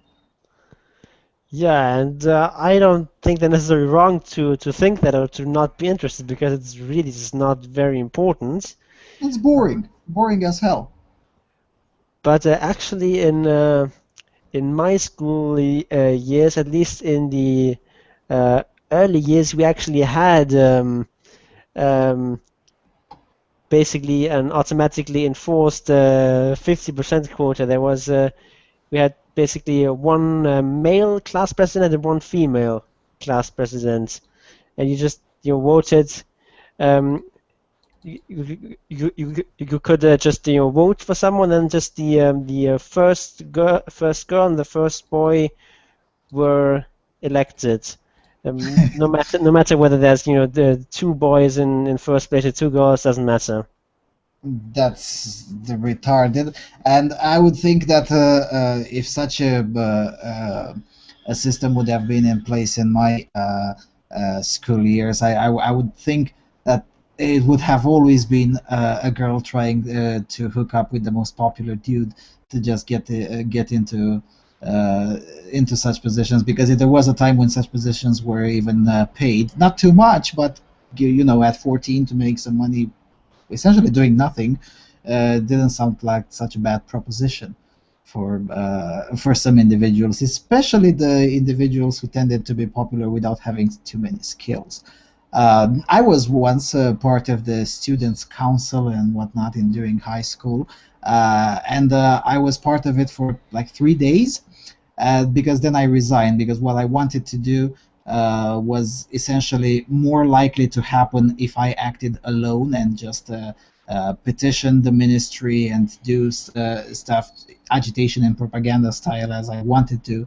And it was more likely for me to succeed from outside of the student council than from within the student council. So when I joined and I found out that I can't do it, I just resigned. And release the place to the next person in line and said, "Fuck this shit. You're all useless. You're a bunch of pussies." Which was true. I mean, except for the changes that occurred in that high school because of me being there, some other changes that were supposed to happen in the next years never occurred. I mean, some of them occurred only 10 years after, or 4 or 5 years after I left the place. And that's because I essentially taught another student what to do. Not because of this. I mean, these kinds of student council and pupil representation and whatnot, they're essentially useless. They're the kind of institutions meant essentially to, I don't know, get some of the students around to exercising the idea of voting and representation and whatnot, and make them think that democracy is somehow such a fantastic idea. But that's pretty much it. I mean, they don't really do anything. Not even in Finland, for instance. In Finland is known, especially amongst progressive circles, via poorly sourced and highly incorrect internet memes, that Finland is such a fabulous example because they even have a parliament of the students, of pupils, who also have influence and whatnot. Well, in reality, the speaker of that parliament can indeed speak in front of the main parliament once in 3 years, usually rarer than that. And whatever they propose, the parliamentarians aren't even required to take notes. They can just say, well, yeah, we heard you. Now you can get the fuck out and let's get back to business. I mean, not even that educational system, which is purported as to be the model for everyone else to follow, not even there this kind of institution has no influence. So why this focus to banhammer, to bring in the feminist police into these kinds of little things that really do not matter at all in anything? Yeah, but then feminists are not exactly known in the last couple of years, especially in the West, for caring about things that actually matter. I have to admit that's a compelling argument. It's just completely irrational to come up and spoil the fun, essentially. Yeah, with your focus being on microaggressions and man-spreading and boobs and advertising and stuff like that, you know, why not student councils? Yeah, and not enough wheelchairs on a bikini advertising, and yeah. And with that being said, let's slowly move to the second part. And again, because Google is sucking ass quite a lot with me tonight, no jingles, no nothing. We essentially have for the second part 2 links that I'll just put into the chat room. I don't know if I'll probably try to read a bit from the HuffPo one, but not too much. Essentially, the European Union is back in business. It took them a while. I mean, the elections were last May, for crying out loud. For 1 year and a bit, they were quite silent about pretty much anything, really. I mean, they purported to negotiate the TTIP, but the negotiations in there are also stuck. So, my first honest question is, what the fuck has the EU been doing in the last 1 year and 2 months? Because they really didn't do anything, which I guess it should be a good news, but because this is what happens when the EU actually does something. HuffPo, men should do half of all the work, says the European Parliament. For the housework. Yeah, half of all the housework. The European Union is being asked to make sure men do at least half of the household chores as part of a strategy for equality. This is what the... A committee of the European Parliament in Strasbourg wants the EU to launch a campaign to highlight the equal division of domestic work. I'm sure the Latvian men will be very, very delighted to hear that whilst being conscripted into the fucking military. Anyway, the Committee on Women's Rights and Gender Equality claims the unequal division of family responsibilities needs to be tackled by introducing, measuring, encouraging men's participation in domestic labor. A leading Tory MP today blasted the plan and called the EU to stop its ridiculous meddling. Equality campaigners pointed to research which shows in the UK 70% of all housework is done by women and nearly 2/3 of all chores is done by men, even if they work over 30 hours per week. Wait a minute. 70% of all housework is done by women, and nearly 2/3 of all chores is done by them. Okay, now it makes sense. The comments were submitted as part of the EU strategy for equality between men and women post 2015 and drew derision from the Tory MP Philip Davis. He told the HuffPo UK, with Greece and the Eurozone reaching crisis point, you would think the EU would have better things to be doing than lecturing families on who should be doing the housework. It is this kind of ridiculous meddling in things that are none of their business which has helped to bring the EU into such disrepute.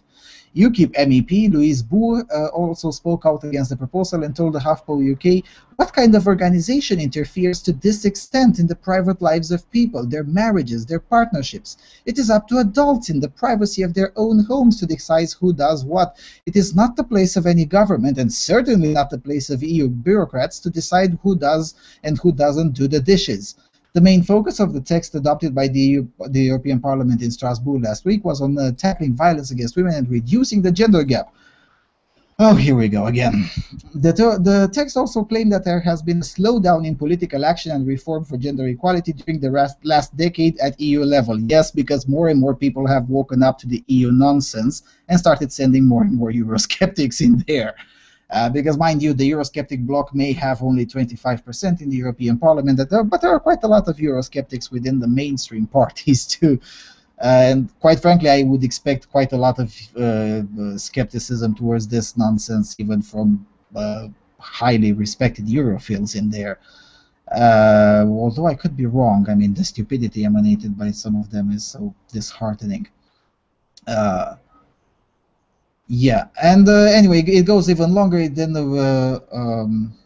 quotes the Fawcett Society, which is probably one of the most disingenuous organizations that could exist in the United Kingdom. They purport themselves to be a humanist organization or whatnot. If you look on their website and the positions they take, I have yet to find at least one issue tackled by the Fawcett Society that disproportionately affects men ever. Maybe it happened some time ago, like 10, 15, 20 years ago, maybe, I don't know. But I've tried, I've looked backwards until 2003 and found exactly zero. So, yeah, this neutral humanistic society which campaigns for equality, they just say that the EU is they just say that, well, but the EU may have acted appropriately. What? And to make things even worse, the other link there is essentially the European Union, the European Parliament adopted on June 9, 10 days ago, the FEM report on the strategy for equality between women and men. And you know, this report goes even further than housework and whatnot. It goes to for instance, actions in favor of modernizing and improving the protection of pregnant women and mothers at work, which used to be the prerogatives of local governments, helping women to return to the labor market after giving birth and reconciling work and family life, and somehow doing that whilst maintaining this respect for the principle of subsidiarity. Now, for those of you not living in the European Union, the principle of subsidiarity is one of the double speaks of the European Union. It essentially says that whilst nations are part of the European Union, they still retain sovereignty over most aspects of their affairs, but that principle in reality means exactly nothing, because if that principle were to be respected in reality, well, for starters, Greece would not have been in the Eurozone by now. There would have been no debates to impose the Istanbul Convention on everyone. I mean, if that principle meant anything in practice, the European Union as we know it today would not exist. So yeah, this is our topic for the last few minutes in here. What the fuck is wrong with the European Union? I guess they're just pursuing the same kinds of goals that they've long pursued, and not really surprising that they produce this sort of report. So it's just sort of the next stage in their plan, I guess, of interfering with people's personal lives more and more, and getting more and more control over people, which from the point of view of these technocrats at the EU is a good thing, because then they can micromanage people's lives and improve outcomes, because of course they know what is best for everyone, because they are these highly educated people, and they know all the nice all this nice social science and so on, so they obviously know how society should be run, and they're just going to impose that from the top down, and it's obviously not going to backfire in any sort of way or produce unintended consequences. No, because we're too smart. Yeah, NetGod says it's right on the money in the chat room. Where exactly does a supranational government get the remit to meddle in people's most private lives? Whatever happened to a man's home is his castle. Now, moving even further from that, this is, as you put it, these technocrats. They manifest that what Thomas Sowell likes to say, the vulgar pride of intellectuals. This belief that they can know from Brussels what should be done in 28 highly different and diverse nations to get whatever outcome they deem fit, whether that outcome is actually achievable or desirable in reality or not. I mean, how could a technocrat from Brussels know what's best to be done in the house chores in a poor village in Slovenia or in Croatia or in Romania or in Ireland? How could they? I mean, they can't even know what's the best distribution of chores in some sort of typical middle class household in, I don't know, London or something like that. Because it's just not something that someone coming from the outside can really decide, because it's very much about people's personal preferences, and some people don't mind doing housework or even like doing housework. Others really dislike doing housework. In some cases, it also some people are more skilled at particular tasks than others. Maybe one partner is really good at cooking and the other is pretty bad at cooking, and maybe the other is I don't know, good at I don't know, cleaning or fixing a car or doing gardening work or whatever. It's something that you just can't know as a legislator about everyone. Yeah, But not to mention that this sort of go ahead, sorry. this sort of localized knowledge is really, really important, because on the um, sort of individual micro level, this sort of information is what you need to make basically economic decisions. This sort of very specialized knowledge that you don't get in any books, or you can't look up on the internet. It's just stuff that people know from their personal experience, from their personal lives, and it's not something that legislator can possibly know, basically. And any sort of top-down plan has to ignore all this very important localized knowledge, which is why these things always end up so disastrously.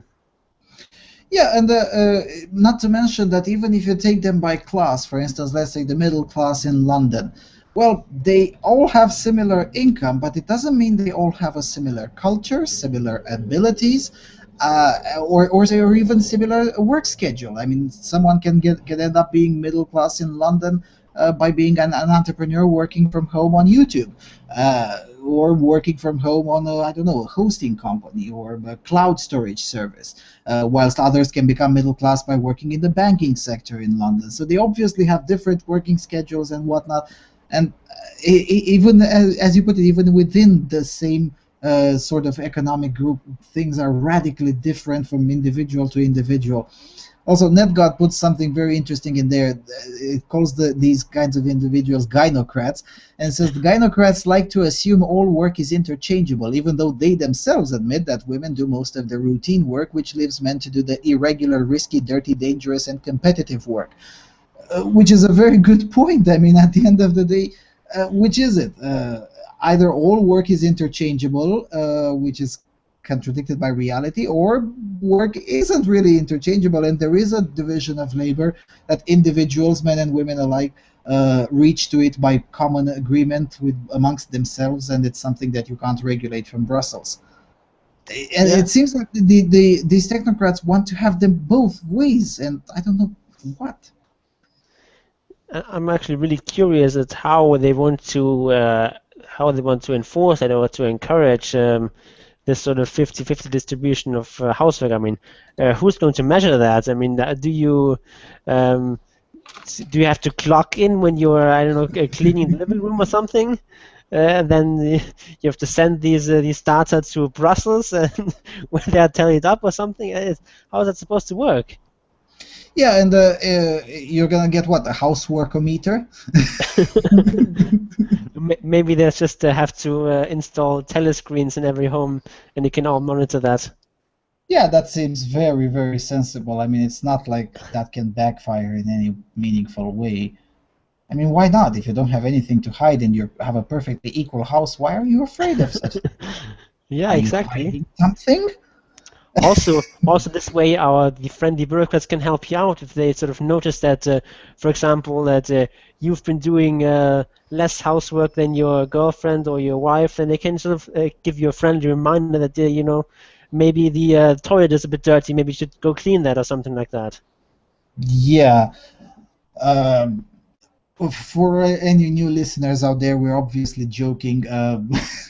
I could expect this to be taken literally if we're not mentioning it outright. No, seriously. And I'm now reading, as Jon was talking, I'm reading through the actual document, link to the PDF you'll see in the description box of this video. Most of it is either redundant,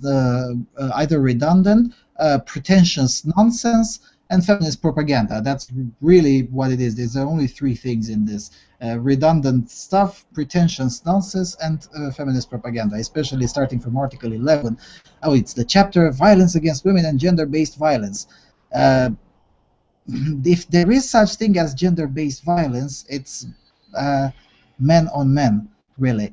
And men are the majority of the victims of violence.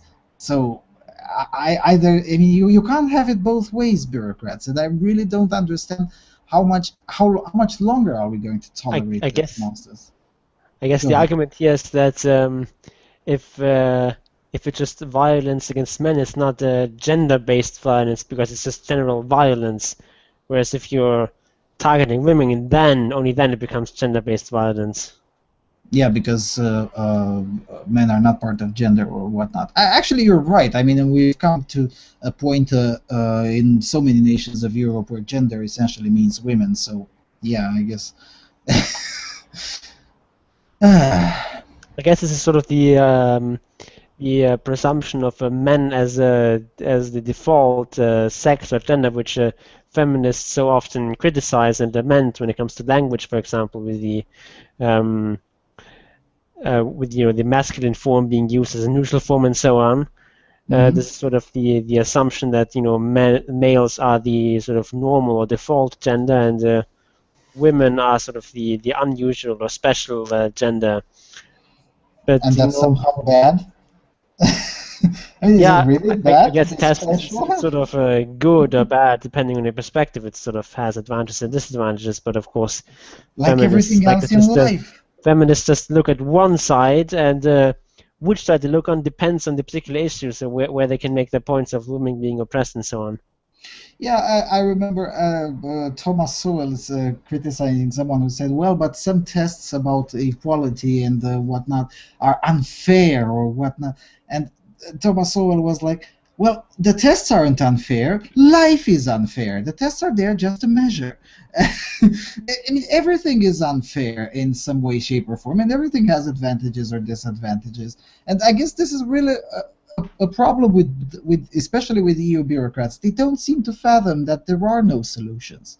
There are only trade-offs. You can only make some things better by making some things a little bit worse, or you can make some things a little bit better by making some other things a lot worse.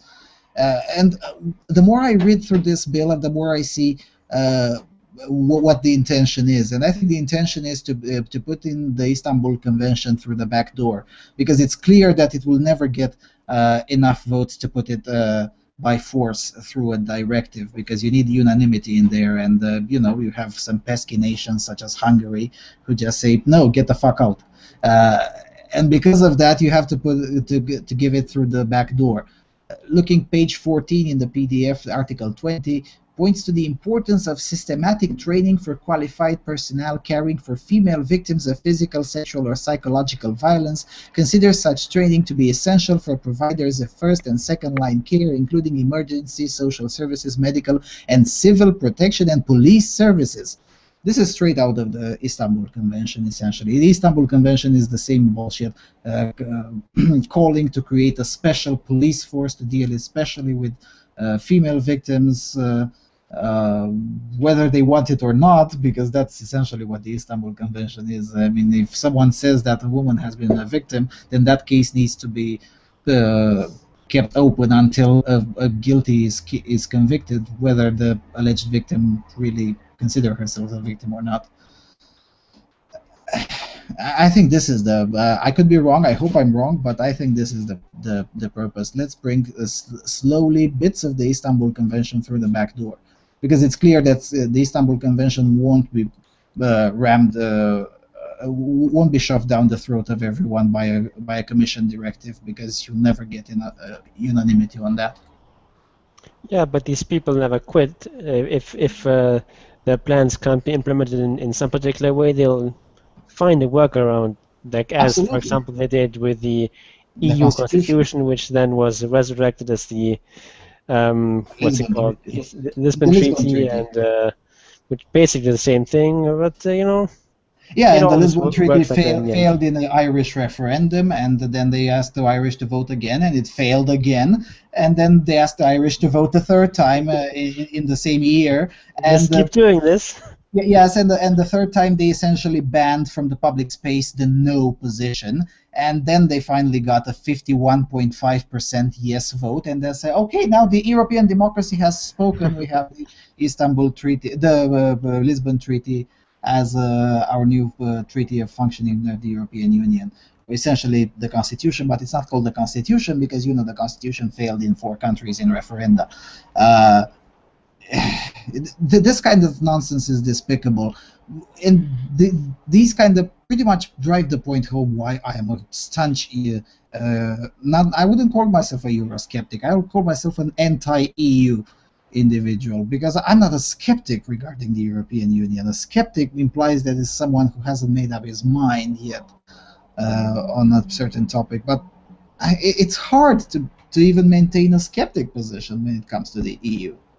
Also, the problem with that term is that it implies that you're against Europe somehow. Yeah, no, I love Europe. That's why I hate the European Union. I'm anti-EU because I'm pro-Europe, because the EU is ruining Europe, as it is destroying what is so great about Europe, which is its diversity. There's so many different countries, so many different political systems, so many different cultures, which produces a lot of competition and a lot of great things, which has produced the greatest civilization the world has ever seen, and brought about the Industrial Revolution, and completely changed the way we live, and made us so much better off. And the EU is sort of flattening everything and homogenizing it, and making us into some sort of second China or something. Yeah, unfortunately, you're absolutely correct. I was trying to think if I could find a way to say you're a bit exaggerating, but you're not absolutely at all. And the more I think of it, the more I find ways how this bill would struck against reality. For instance, and I remember in Slovakia, during the Easter season, they have a tradition in which boys and men should follow women with a bat, a baseball bat, essentially, and they should stop following them the moment she gives them chocolate. This is something like 1,500-year-old tradition. Nobody has ever been hurt because of the tradition, but it's a funny thing, and it's been there since forever. I would wonder if this would fall under the gender-based violence provision of the EU. And then I can already imagine the European Commission coming back and saying, no, we're going to make a cultural exception here, just like they did a lot of cultural exceptions to allow Hungary to even still have a cuisine, because most of the ingredients are banned outside of Hungary, which is a total insanity. I mean, that was the moment when most of Hungary became Eurosceptic overnight, essentially. I mean, they want to ban our cuisine? Let's get the fuck out of here. And from that moment on, there was never a vote of confidence in the EU from Hungary. It happened in 2005, and since then, the Hungarian public has voted consistently for candidates that are opposing the EU at a fundamental level. That should tell you something. And in a very cynical way, I wish they would pass more of these insane bills, because that's how you take down a regime. I mean, in Poland, that's how the communist regime, ended up in a legitimacy crisis, because they passed so many insanities in order to counteract the effect of the solidarity movement on the society, that they eventually ended up being in a crisis of legitimacy. Not even their own apparatchiks believed in the communist party line. And in a very cynical way, I guess this is the way to take down the EU as well. Unless, of course, the markets take it down before that. Yeah, I don't know about that strategy, because that sort of thing can take a very long time and may not happen at all. And in the meantime, that's just making things worse. So I don't. I'm not in favor of this sort of strategy. I mean, as I say, well, it wasn't really a strategy, but it sort of worked in Poland, but it was sort of specifically employed by Lenin before the revolution in Russia. That some people were, some other socialists were in favor of trying to improve workers' conditions and so on. But Lenin was opposed to that, because that would just delay the inevitable revolution. With workers are satisfied under the Tsarist regime, then they don't revolt. So we actually want things to get worse for workers, which which sort of I guess paid off for Lenin, in the sense that it allowed him to get into power. Not sure if that really was a decisive difference, but at least he did get into power. Though, of course, this didn't actually do a whole lot of good for workers. But that's a different question. Yeah, and no, I think you are correct in this analysis, because unlike other places, Lenin actually had some legitimacy amongst the workers. And I say unlike other places, I'm thinking of the Bela Kun government in Hungary, where it was the working class that rebelled and took down the Bela Kun communist government. Because, yeah, well, in all fairness, the Bela Kun government was a bit ahead of its time, because the Bela Kun government was not just economically Marxist, it was also cultural Marxist. I mean, the Bela Kun government, under the guise of György Lukács, came in and said, we're going to put sexual education in schools. That was in the 30s, late 20s, early 30s. And the working class was appalled about this idea. And they view it as an attack on their values. And because the Bela Kun government didn't bother to get legitimacy in any way in the working class, essentially it didn't pay off with them, and they were the ones thrown out quite conclusively and quite fast. And only after World War II, Hungary became communist. And the same could be true with the European Union. I mean, what is the legitimacy of the European Union at the end of the day? Let's view it from a democratic perspective. How many people would vote to stay in the European Union if there would be a referendum today? I think quite a lot of people. It's like, I mean, there's going to be a referendum in the UK, and most likely they're going to vote to stay. And I mean, the UK is one of the most sort of Eurosceptical countries. So I guess most people would vote to stay, not necessarily because they like the EU, but because they maybe just prefer the devil they know, and they would just sort of be afraid of sort of unpredictable change. So I guess most people are probably at least resigned to the EU. The reason why I'm asking this question is because, for instance, in my country there was no referendum with joining the EU, and the political establishment was explicitly against the idea of holding a referendum. Uh, for obvious reasons, I'm not really convinced that they even had a majority, because besides having a majority of voters, they also had to have at least 50% turnout. So essentially, it was quite easy to fail in the referendum, and they were persistently against it. In Croatia, they tried to avoid it as much as possible, and because they couldn't legally avoid it, they essentially employed the same tactic as in Ireland, which is essentially to ban the no side from the public space. So the no side only had the option to campaign on the internet. Uh, and that's it. They weren't allowed to make their case at all anywhere in the establishment media or in the streets. They organized illegal marches to campaign for the no side, and they still only got a 53% yes vote in Croatia. So I would think that things are a little bit more equal than many would think. But I mean, there's a difference between a vote of joining the EU and a vote of leaving the EU. I think the first one would be much more likely to get a no vote. Mm-hmm. Mm-hmm. Because people are sort of afraid of change, and perhaps very reasonably so. Mm-hmm. Mm-hmm. Yeah, that's a fair point. I didn't consider it that way. And considering that every progressive becomes a conservative the next day he achieves his goals, I guess that kind of makes sense. Yeah. Oh, this is a very fantastic. Sorry, I have to put this. Article 26 in the same bill, page 14, calls on the Commission to pay special attention in the new strategy to the various ways of reconciling family and work, regrets in this regrets in this connection, and faltering of the negotiation of the adoption of the maternity leave directives. What's the business of the EU to micromanage people's regrets? Really? Anyway, go ahead.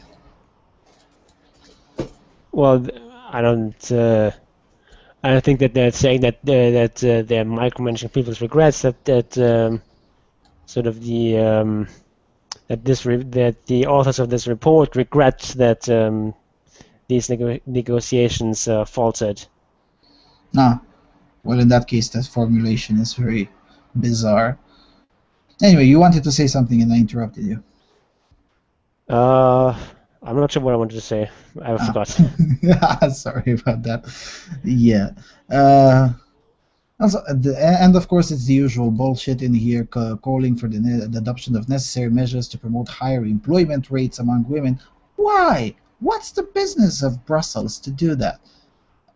And given the chronic unemployment in most EU nations, wouldn't it be more productive for the very survival of this Eurozone economic arrangement to promote higher unemployment rates for anyone? Again, looking from a Keynesian perspective, because in my opinion, the EU shouldn't do anything about this. But anyway. Yeah, and I'm not sure if this is true everywhere, but in a lot of countries, the unemployment rate is actually quite a bit higher among men. Yeah, it is. It is. I think with the notable exception of Portugal, it's true almost everywhere. I haven't looked into Germany and Poland, but wherever I looked, it's usually higher among men. Also, this recommends that as the composition of and definition of families change over time, family and work legislation be made more comprehensive with regard to single-parent families and LGBT parenting. Yeah, good luck convincing Poland about that. These people are so out of touch with reality. They just, some of them don't seem to understand how much disdain the common people actually has for them. And good luck with these kinds of discourse anywhere in the rural areas in Eastern and Southern Europe. And go in Southern Italy with this kind of discourse and see how much further you get with it. I can't understand. I don't see how disconnected from reality these technocrats are. And I guess I agree that the laws should be equal for married people and for single parent families and for LGBT parenting and so on. But just the question is in what direction do you equalize these things? And of course, they never consider that you might want to get rid of some of these benefits that married people get. Mm-hmm. Yeah, in my opinion, marriage should be entirely privatized. Uh, just get the government out of it. And there is already a state in the U.S., I think it was Alabama, who essentially did just that a few weeks ago.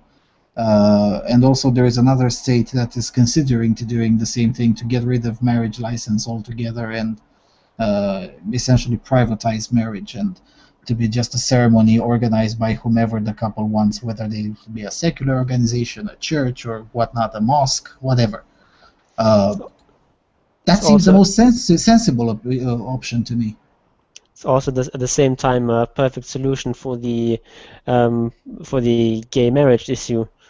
Then you can just have, religious people can just say, I don't regard gay people as married, even though they have some sort of organization that has married them, and that's fine. People can just sort of peacefully coexist. You don't have to have, one side or the other, imposing its definition on everyone in the country.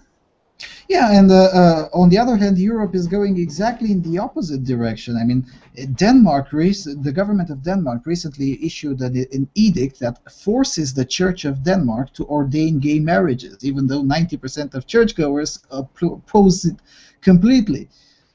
That's the problem when you have a state church.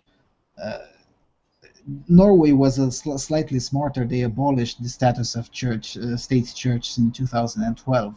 And so now the Church of Norway can afford to have dissent positions from the state. Yep.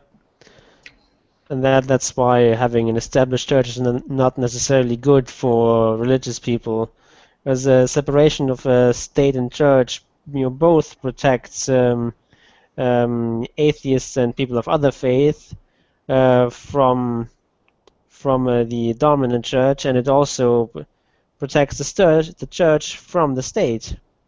Works both ways. Yeah, and we only have 4 minutes left. I have to put this in through as well, just to hammer the point even more about the micromanaging. Article 41, page 18, calls the Commission to create incentives for member states to create a more balanced representation of women and men in municipal councils, regional and national parliaments, and the European Parliament, and emphasizes in this connection the importance of gender-balanced electoral lists headed alternately by men and women. This is straight out of the Ceausescu period. I mean, back in the days of Ceausescu, we used to have this. What the... And these people have the audacity to call themselves progressives? By that standard, it's very progressive to get back to the feudal era. I mean, yeah, why not? And these guys are proposing us to get back into the late 60s.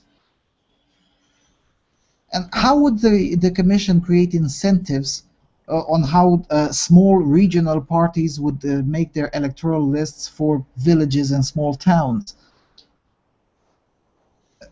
What? Yeah, I mean, this is basically the model that in Germany the Greens already have, where they have these lists where they have to alternate between a woman and a man, or rather they have to alternate between a woman and someone who can be of either sex. Yeah, well, but then again, they adopted that model voluntarily, only for their own organization. Everyone else can just tell them to fuck off. Obviously, I would never vote for a party which voluntarily adopts this model, but it's their opinion, and in their organization they can do whatever they want. But to impose this from Brussels on 28 nations, I find that abhorrent. Yeah. Okay, I guess we've hammered enough on how the EU micromanages us. link to the entire bill, you'll find it in the description box of this video. If you want to read more and find out some more gems in it, put them in the comments and maybe we'll discuss even more about it in the next editions. Also, I promised I'll shamelessly plug my channel. I guess now it's the time. I've opened my own YouTube channel. It's called The Freedom Alternative. I'm gonna upload at least one video every day from Monday to Thursday. No videos from Friday to Sunday. There's already 4 videos in there for you to enjoy. And with that being said, Jon, any final thoughts? Take the red pill. Take the red pill. Goodbye, everyone.